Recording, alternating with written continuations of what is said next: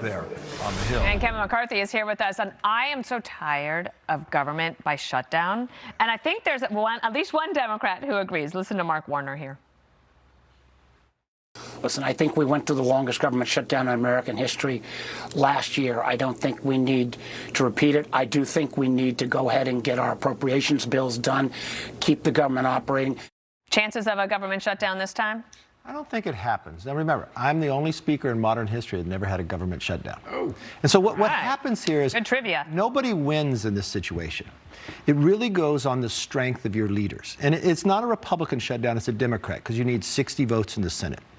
It goes to the leadership. Is Schumer and Hakeem strong enough leaders on their own not to placate to the extremes of the party?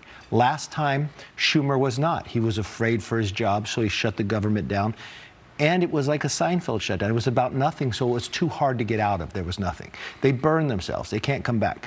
But these emotional extremes, if Hakeem is not strong enough or Schumer's not strong enough, they could walk themselves into a shutdown. How do you handicap? I was coming home yesterday afternoon in New York, down Fifth Avenue. There were thousands, might have been tens of thousands of people.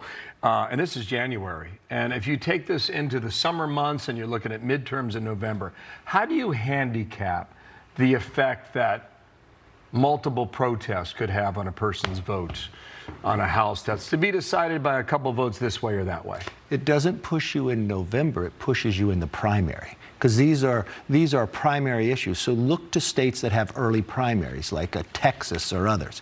And look, if you're in the majority, you don't want to put issues out there that unite the minority. You want issues that unite the majority and split the minority. Mm-hmm. Right now, the Republicans are uniting the Democrats, and that's a place you don't want to get because that brings a greater turnout. So you want to get back to the economic issues where people unite around, where it helps, and divide the Democrats of where they are, because they are too extreme on many of those issues. And that's a perfect setup for our next topic, because there is some disunity amongst Democrats until the hammer comes down. Here are two comedians. They were talking about they want Democrats to win, but they said, don't give any money to Jasmine Crockett. Watch. Anytime a politician is making it too obviously about themselves, I'm already done. We're out. Don't waste your money sending to Jasmine Crockett. Do not do it. I must agree. Don't do it. You're going to waste your money. Take it from someone who sent Sarah Gideon like a ton of money in Maine. Like, just don't do it. Don't waste your money. Don't do it.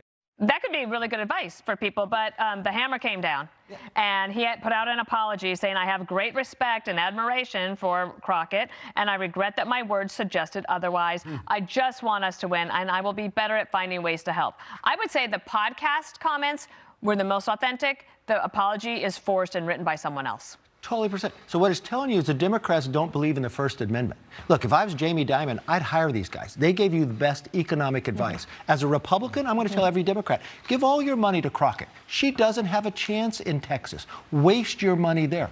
They're very smart at what they're doing, because those are two Democrats who are very liberal, who one stood up and said, I regret supporting Hillary Clinton, as they look back. He said, don't give to Crockett because it wastes your money going there. He also said, oh my God, don't have Gavin Newsom. If we have Gavin Newsom, we're going to lose again too. Those are two Democrats who are tired of losing and wanting to win. But what I'm excited about as a Republican is the Democrats wouldn't let them speak the truth. They penalized them, and they fell down and apologized and got weak in their position. Well, you mentioned primaries, and Texas is a primary to watch. It is. On both sides. Yes. Thank you, sir. Nice to see you, Kevin Great to McCarthy. see you. Always great seeing you, too. A man always on the move, huh? Yeah. You ever seen him in the same place twice? Give us a heads up next time. Louise. Thank you.